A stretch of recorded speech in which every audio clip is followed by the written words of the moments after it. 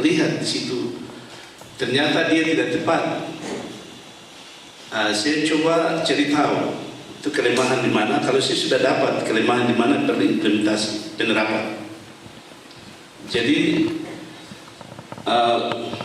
pengalaman saya setelah saya belajar, kami lihat kekuatan kami pecah tahun 7. Ini pengalaman Papua, pecah tahun 76. Kemudian grup kami terpecah lagi dari Open Victoria menjadi Open MK, dan ada yang tidak senang lagi buat Mamta. Pasukan kami juga terpecah.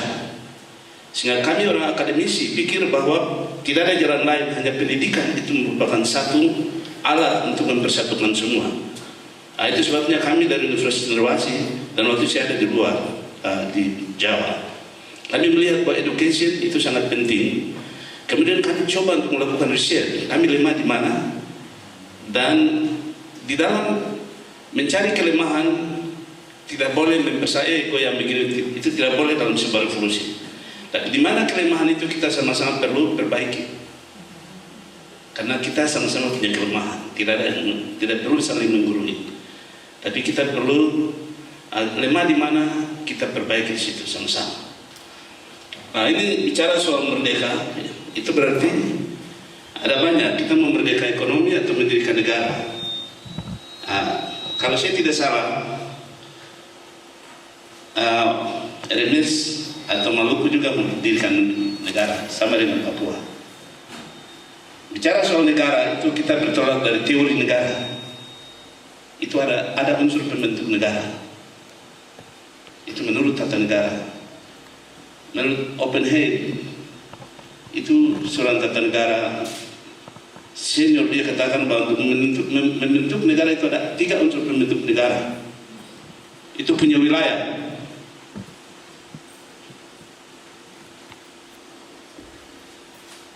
dua punya rakyat, 3 punya pemerintahan.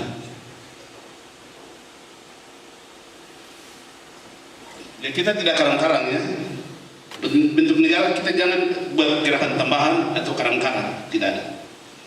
Kalau kita karang, kita tidak tahu kemana kita mau pergi. Makanya saya selalu berdiri di mimbar kelas, saya bilang kalau seseorang memimpin negara jangan karang-karang, jangan ada gerakan tambahan. Tapi you tahu bahwa you mau dirikan negara harus punya ini yang disebut dengan konstitutif, unsur pembentuk negara. Ini harus kita punya. Dan ditambah lagi dengan konvensi Montevideo 1933 bahwa sebuah bangsa yang membentuk negara dia sudah punya unsur ini. Ada satu unsur tambahan, dia membangun hubungan dengan negara merdeka resmi, membangun hubungan. Jadi saya harus lempat.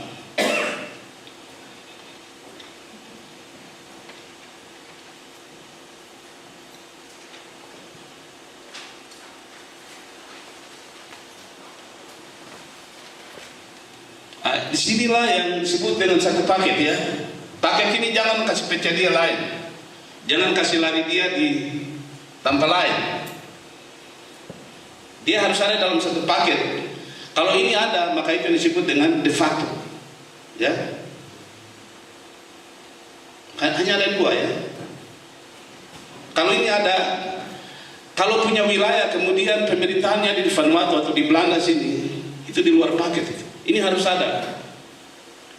Dalam wilayah yang menjadi negara, rakyat yang akan membangun negara, pemerintahan sebagai pelaksana negara, kemudian yang disebut dengan negara punya hubungan dengan negara merdeka resmi. Ini satu paket. Kalau di luar itu ceritanya lain lagi, karang-karang namanya. Artinya saya bicarain dalam dasar. Kalau biasa kita cerita dalam hukum tata negara, ini dia. Dan ini disebut de facto.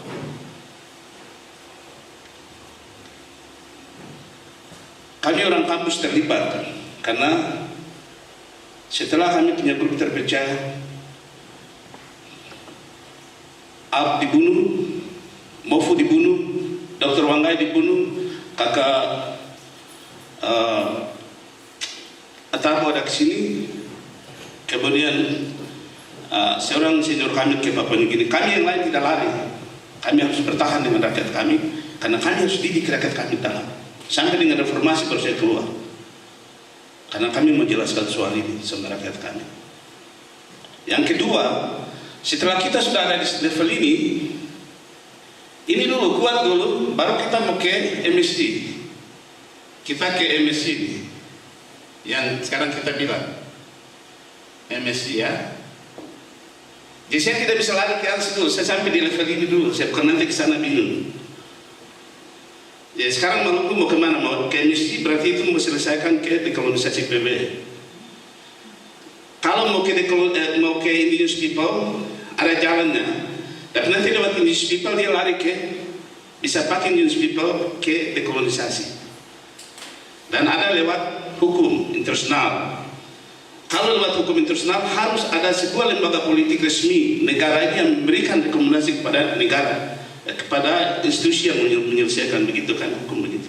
Kalau saya punya masalah, saya bicara sama lawyer, tolong you selesaikan saya punya masalah. Berarti saya berikan dia mandat untuk mengatur persoalan saya secara hukum. Jadi ada 3 lini. Ada lini lewat Indigenous People. Nanti Indigenous People dia bisa lewat caranya masuk ke dekolonisasi. Berarti kalau ada level itu tidak perlu kita salahkan, tapi kita namanya pembagian tugas. Oke, kerja itu nanti kalau sampai level itu pasti lari ke sini dia. Kalau di sini sudah ada, oke, kita bisa lewat 2, mau pengakuan atau referendum. Pengakuan kan itu harus kita sudah tahu. Lebih dari 70% orang Maluku merdeka, oke, pengakuan. Kalau masih sama-sama referendum, alat ukur demokrasi untuk mengetahui berapa persen mau merdeka, berapa tidak, berapa mau sabur. Tapi sementara ini saya hanya datang di level itu. Kami Papua, tadi saya ketemu saya punya senior ini Pak Dompo. Kami dipecat. Kami ada punya Kongres 3 yang namanya federal di dalam negeri itu kuat, besar sampai hari ini. Kami ada punya parlemen nasional yang kuat. Itu jadi kekuatan kami ini didukung oleh 312 suku di dalam. Tapi waktu MSC bilang kamu harus bersatu, kami lepas kami pakai duduk jadi satu. Kami mau bikin apa? Orang membakar sudah kuat, kau punya masa dalam, oke, tapi internasional mau lihat, you satu atau tidak. Itu dulu. Itu sebabnya kami waktu itu punya pemikiran, kami sudah punya de facto setelah deklarasi. Itu di dalam negeri Papua itu ada 2 yang kuat. Yang sekarang hari ini kalau kasih turun lapangan, KNPB itu adalah front line daripada Parlemen Nasional, AMP. Kemudian federal punya itu yang namanya Sunamapa, kemudian Gempa, kemudian Perempuan Melanesia, kemudian Dewan Pemuda. Jadi orang kerjasama itu ada di front line. Hari ini kita perintah untuk jalan Jawa, Bali, Sulawesi, Australia, Los Angeles, Washington, Afrika. Itu kami biasa bergerak dalam waktu satu. Tapi waktu emisi bilang kamu satu, kami lepas, kami punya pakaian kekuatan karena hanya kami harus buktikan bahwa kami satu. Itu saja. Saudara, saya mau kasih tahu waktu kami MSD tahun 2013. Itu dalam dunia diplomat yang paling repot, dan saya bilang itu yang paling berat. Kami hadapi kami punya saudara sendiri. Waktu dekat mereka tidak senyum. Tapi waktu ditanya bahwa kamu bisa tunjuk kamu punya bukti ini, tidak bisa. Karena grup yang muncul ini dia dibentuk di Vanuatu. Dia tidak punya kekuatan dalam satu paket. Kemudian waktu itu saya datang, saya bilang ini ada video Kongres 3. Karena mereka ada di dalam. Kemudian mereka oke, kami kirim fake funding 6 bulan. Karena pemimpin ini mau kami satu. Akhirnya kami yang kuat di dalam juga oke, lepas semua, mari kami sama-sama satu dulu. Kemudian nanti kami akan menuju ke de jure, pengakuan secara hukum. Jadi setelah kami sudah masuk di MSD bulan November, dalam waktu dekat 3 grup ini akan ketemu. Kemudian kita akan duduk sama-sama untuk mengukur kira-kira mana yang sudah memenuhi ini, kemudian kita dukung sama-sama. Jadi cuma di situ saja. Jadi kita coba untuk bagaimana kepentingan rakyat itu jalan, jangan kita bertahan di organisasi kita. Jadi itu yang kami pikir bahwa channel untuk Maluku sudah ada. Karena dalam sejarah perjuangan, saya waktu sampai di Australia, mereka dan Maluku itu tidak masuk dalam Melanesia. Waktu saya tiba di Universitas Cendrawasih Jayapura, kembali dari luar, saya balik peta Papua itu. Karena Biak dan Seru itu kan di bagian utara, jadi Maikei, Lobo sampai itu orang-orang Papua itu orang Indonesia. Saya balik peta. Saya seorang ahli geografi. Jadi saya bilang saya balik peta ini sekarang nanti kamu orang Papua bilang Biak sama Seru ini orang Indonesia kan? Apa ini? Di situ kalau baca saya punya komentar kemarin di surat kabar, saya kritik gereja. Karena ada tokoh-tokoh gereja yang bilang Maluku sampai di Pulau Pamora itu bukan Indonesia. Saya heran. Saya bilang kenapa hamba Tuhan ini menghapus peta Melanesia dari peta dunia? Sebab Tuhan menciptakan bangsa-bangsa ini. Saya sedih karena dia di situ saya bilang fungsi gereja itu ada menyelamatkan jiwa manusia daripada kematian, kemudian mencari jalan keluar, melindungi mereka. Tapi di situ mereka bilang Melanesia itu hanya sampai di Papua, yang ini dia punya orang. Saya bilang wah, karena saya seorang geografi fisik, juga saya terlibat dalam pembuatan peta. Saya jadi heran karena ada orang lain yang masuk di wilayah saya di mana dia tidak belajar. Tapi ya itulah, saya hanya tahu saya bahwa saya tidak mau wilayah sebuah bangsa itu dihapus dari peta dunia, dan itu tanggung jawab saya untuk harus bekerja di situ. Saya waktu tiba di Australia itu Melanesia hanya Papua New Guinea. Saya ketemu beberapa profesor, saya tanya kenapa peta ini hanya sampai di ekor. Anak-anak Papua New Guinea yang belajar di Arimati University, karena saya juga mengajar di situ. Mereka tanya, where you from? Saya bilang saya dengan kau sama. Dia bilang Indonesia, saya bilang tidak. Kita kan Melanesia. Saya kasih peta ini, saya bilang peta hanya dipotong sini. Saya ke Canberra. Saya bilang siapa bikin peta ini? Mereka bilang Fiji. Saya ke Fiji, mereka bilang Hawaii. Saya bilang peta ini salah, rubah dia. Akhirnya 2002 itu dirubah. Kenapa? Itu tugas saya untuk memperbaiki peta. Dan peta wilayah tidak boleh dihapuskan dari peta dunia. Dan itu tanggung jawab saya harus bicara. Nah itu sebabnya sebelum kita datang ke emisi, saya tidak mau naik lagi. Mungkin nanti ada yang tanya, kenapa ini mau ke emisi? Saya jalan ini kan mau ke dekolonisasi.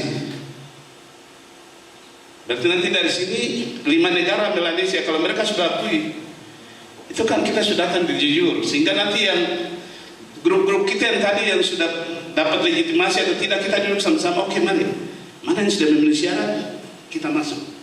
Sebab nanti kami datang dari 3 grup kami, ada federal, koalisi dan parlemen. Kami akan uji mana yang sudah memenuhi ini, kita dukung. Karena itu yang kami bicara waktu di Vanuatu. Jadi kami jangan pertahankan kami punya organisasi, tapi kami buktikan pada negara-negara Malaysia di dunia kami sama-sama satu. Baru situ kami taruh kami punya agenda sama-sama. The right place, the right leader, in the right place. Itu yang penting. 3 ini penting. Tapi sebelum itu dunia mau lihat, yuk satu tidak. Sebelum takut nanti kalau merdeka yang kuat dia punya yang terkuat. Kita belum merdeka saja sudah hajar yang terkuat. Apalagi nanti kita merdeka. Ini reality. Karena kami Papua alami, kami belum merdeka berpuluh sudah baku bunuh hutan sampai keluar lagi, baku salah di luar lagi. Masyarakat dunia bahwa susah kami duduk sama-sama. Sudah kami lepaskan pakaian semua. Walaupun saya dengan beberapa teman kamu orang-orang akademis ada situ kamu akademis apa taruh dulu, rakyat penting. Kami bersatu harus buktikan. Itu sebabnya dalam 1 tahun kami gondol ini, walaupun kami observer, emisi adalah anggota PB. Sehingga di sisi de jure yang kami cari, kami sudah dapat. Jadi sekarang secara ke dalam, kami duduk sama-sama, 3 grup duduk sama-sama. Oke, mana yang sudah memenuhi syarat ini? Itu sebabnya untuk berikut kami akan undang saudara kami yang semua yang di Australia, di luar negeri, Belanda sini, mana kami akan duduk. Itu kami akan bicara. Apa perlu kongres 4? Kami lakukanlah. Tapi yang penting kami sudah mendapat pengakuan de jure, pengakuan hukum sudah ada. Tapi sekarang kalau kita mau de jure, sedangkan ini kita belum memenuhikan, itu kan lucu toh. Artinya saya banyak dengar dari saudara saya di Papua juga mungkin dari Maluku minta kedaulatan kelautan. Ditanya sekarang di Papua dengan Maluku itu salah satu ini sudah kita ada punya tidak? Kami hari ini di Papua ada punya presiden dan perdana menteri. Kami ada punya polisi federal. Hanya Departemen Luar Negeri, Imigrasi dan Perdagangan di Australia. Parlemen Nasional ada dalam negeri. Itu sebabnya 3 grup. Itu kemungkinan besar kami akan datang di yang disebut dengan pilar negara, eksekutif, legislatif, dan yudikatif. Mungkin nanti setelah Papua kami bertemu. Kemungkinan nanti di sana lagi. Hanya itu warna orang Papua bicara. Kami di sini, kami hanya sebagai orang Papua, kami share dengan saudara Maluku. Nah, sekarang kalau mau tanya, saya kalau lihat di sini Maluku lengkap. FKM ada di dalam negeri, wilayah, ada rakyat. Pemerintah yang disebut RMIS ada di luar negeri. Tinggal satukan saja, lengkap bagi tugas. Coba lihat, ini lengkap. Kalau ditanya pemerintah kalau dalam negeri tidak, ya di sini mungkin lantas lengkap toh. Satukan saja dalam satu paket, sehingga yang disebut dengan de facto saudara punya. Full stop, tidak perlu lagi kita cari-cari. Itu. Jadi sekali lagi sebenarnya saya tidak ke atas, karena sekarang yang dimaksud samakan apa persepsi itu bukan kebijakan. Tapi sekarang kalau saudara Maluku pikir bahwa oke, kita mau ke dekolonisasi, berarti lantak ke MSC. Kalau nanti mau masuk lewat indigenous people, oke, sekarang sudah punya jaringan indigenous people, nanti dia lari juga ke dekolonisasi. Tapi terakhir, kalau di dekolonisasi, voting di sana itu harus negara kawasan memberikan pengakuan. Kalau negara kawasan tidak dukung, susah. Dan negara kawasan untuk Maluku dan Papua itu adalah negara bersaudara Melanesia, itu yang 4 tambah dengan Tanah, dan Pasifik 16 negara itu yang PAF. Dan kita orang Papua tahun ini kami berhasil isu Papua itu menjadi isu utama. Dari 5 isu, fake vending machine oleh PAF akan dikirim ke sana, dan Solomon Tonga dorong isu di PBB tahun ini. Jadi kalau tidak salah bulan Mei, kalau gabung PBB dengan PAF kirim fake vending machine masuk ke Papua, kembali kemudian mereka akan mengatur proses kedekolonisasi. Kalau di situ, maka nanti suara dari, jadi yang bicara sekarang bukan kami dari kami ULMWP. Kami ULMWP hanya, kami adalah institusi konsultasi yang mempunyai keputusan yang 3 pemimpin dalam negeri, bukan kami. Jadi pemimpin dalam negeri dan rakyat dalam negeri itu yang mengambil keputusan. Itu sebabnya hanya di sini kita memberikan gambaran tentang bagaimana 2013 kami gagal. Tetapi terus kami diminta untuk harus bergabung, kemudian kami sama-sama kami dalam 1 tahun kami gondol 3 sekali. MSC walaupun observer, tapi kami ada punya meja di dalam. Tanggal 26 Indonesia datang salaman, dan saya bilang hari ini Papua hari ini kami juga angkat kepala 53 tahun kami tunduk. Karena apa? Atas kedaulatan, kita bilang kedaulatan tapi negara mana mau akui kita? Belum. Ini kita bicara soal fakta ya. Ini fakta. Jadi di sini saya tidak terlalu banyak bicara. Hanya sekarang kalau nanti saudara Maluku pikir bahwa mau masuk lewat dekolonisasi, pintu MSC untuk Maluku bukan 2017. Setelah kami di penjara, pemimpin Papua kami sudah setuju bahwa ketika Maluku berpikir mau masuk ke sana, maka kami sudah siap untuk akan hubungi Solomon atau Vanuatu sebagai negara merdeka resmi untuk memfasilitasi pertemuan antara grup-grup. Hanya Maluku 2, hanya RMS dan FKM. Kemudian ada di belakang ada grup-grup yang grup pendukung. Itu ada belakang. Jadi kalau bersedia, berarti nanti pertemuan berikut terserah itu nanti di Maluku buat, mungkin bulan Mei tahun depan. Kemudian kalau jadi hari ini samakan persepsi, kalau mau ke sini berarti tahap berikut FKM dan RMS bertemu, ditambah dengan grup-grup yang ada. Dan kalau sudah oke, kami dari Papua, khususnya kami ULMWP dengan jaringan pemimpin dalam negeri, kami akan bantu karena Vanuatu semua juga siap untuk mendorong menjadi fasilitator. Sehingga kalau Mei nanti atau Maret itu terserah Maluku, karena itu bukan kami punya. Yang masuk ke dalam kebijakan Maluku itu urusan Maluku. Kami Papua tidak bisa mengambil urusan ke dalam, karena secara hukum kami tidak berhak. Hanya kami membantu siap pengalaman perjuangan. Ya, kalau bulan Mei atau Maret tahun depan bisa pemimpin bertemu, berarti sekitar November Desember 2016 Vanuatu Solomon bisa memfasilitasi pertemuan. Kemudian pendaftaran sekitar Februari atau Januari 2017, bulan Mei 2017 pemimpin sudah bisa mengambil keputusan. Sehingga bulan Juni hanya prioritas. Prediksi kita bahwa 2017 pemimpin Papua Nugini adalah pemimpin oposisi yang sekarang yang sangat pro dan bersedia untuk mengembalikan wilayah Melanesia full ke dalam wilayah kawasan Melanesia. Jadi ini peluang untuk Maluku. Jadi saya pikir mungkin situ yang menjadi dorongan untuk kami, sebab setelah bulan Juni itu kami ada meeting sebelum kami punya pemimpin pengambil keputusan dari dalam negeri mereka kembali dengan jaringan. Kami punya jaringan yang namanya Frontline mahasiswa, itu sekitar ada hampir 600 yang di basis Jawa, Bali, Sulawesi, di dalam wilayah Papua sendiri, di luar negeri.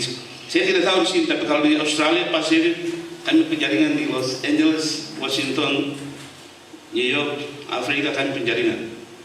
Jadi kalau bergerak di dalam negeri semua bergerak. Jadi cuma kami sekarang menjadi pertanyaan, kalau Maluku siap untuk masuk, siapa kira-kira yang bisa tuan-tuan orang pikir untuk menggerakkan kekuatan di Jawa, Bali, Sulawesi, di dalam negeri dan di luar negeri. Itu sebabnya kembali lagi saya mau kasih tahu bahwa aktor penentu kemerdekaan itu ada 3. Dalam negeri, siapa orang pikir mungkin aktor penentu itu hanya sebuah bangsa itu sendiri, tidak. Yang pertama, inisiatif dan aktivitas resmi dari orang bangsa yang mau merdeka. Saya 86 saya bicara di kampus Universitas Cendrawasih. Sebelum bagaimana orang Papua merdeka sedangkan rakyat ini tidak. Akhirnya kami bangun buka ruang di Universitas Cendrawasih untuk mahasiswa sampai anak SMA datang belajar kembali ke masyarakat. 89 kami uji coba 52.000 mahasiswa turun. Tapi waktu itu Timur dapat kesempatan karena mereka sudah terorganisir lebih rapi. Kami belum. Sehingga waktu Timur merdeka, orang Papua mau maju tapi istilahnya nafsu besar tenaga tidak ada karena tidak terorganisir. Wah, bingung. Kemudian kita coba mulai di workshop 2000 sampai 2005. Workshop terus. Setiap saya di Australia masuk. Jadi ingat bahwa penentu kemerdekaan itu ada 3. Bangsa yang memerdeka ini berarti Maluku, Papua memerdeka, harus ada inisiatif dan aktivitas dari masyarakat dalam negeri. Yang kedua, harus ada dukungan dari Indonesia. Itu kaum demokratik Indonesia. Dulu Timur belum mereka ada namanya Solidamor. Dia itu mendorong kekuatan di Indonesia untuk bagaimana dorong negara pemerintah. Kemudian ada jaringan luar negeri, aktor ketiga, luar negeri. Saya belajar dari Timor Leste, setelah kembali bagaimana kami usahakan untuk tahun 2000 saya masuk dan saya tahu harus ada, kita bangun namanya task force untuk backup Presiden Dewan Papua karena itu Kongres 2. Jadi kami harus ada punya security sendiri supaya mencegah milisia seperti di Timor Leste orang bikin. Dan puji Tuhan di Papua kita berhasil. Walaupun masih ada pembunuhan, tapi kami punya sistem security itu sangat bagus. Terlibat orang-orang Indonesia sendiri. Jadi 3 aktor ini sangat penting. Jadi kalau sekarang kita mau maju, sekarang jadi pertanyaan siapa yang bisa dorong kekuatan di Indonesia. Teman-teman nanti pikir kira-kira siapa. Kemudian siapa yang mendorong melakukan awareness di luar negeri dan siapa bangun kekuatan dalam negeri. Cuma ini saja. Dan ini kembali lagi kita kasih kembali ke saudara Maluku. Jadi saya pikir singkat begitu nanti kita tukar pikiran. Terima kasih.